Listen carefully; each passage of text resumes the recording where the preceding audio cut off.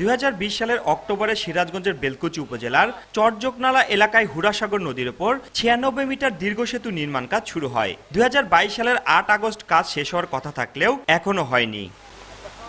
সঠিক সময়ে সেতু নির্মাণ না হয় ভোগান্তিতে উপজেলার অন্তত 15টি গ্রামের বাসিন্দা বাধ্য হয়ে ঝুঁকি নিয়ে খেয়া নৌকায় হুড়াসাগর নদী পারাপার হতে হচ্ছে তাদের। এছাড়া কৃষিপণ্য সহ বিভিন্ন মালামাল পরিবহনেও পোহাতে হচ্ছে ভোগান্তি। প্রায়ই নদীতে ঘটছে নৌকাডুবি সহ ছোট বড় দুর্ঘটনা।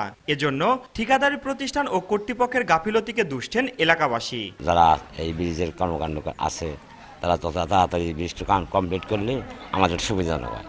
তবে আগামী ডিসেম্বরের মধ্যে সেতুর কাজ শেষ করার আশ্বাস এলজিইডির। অফিসিয়াল কারণেই সময়টা গেছে, সেই কারণে ওই সময়টাতে আসলে ঠিকাদারির আমরা দোষ দিতে পারছি না।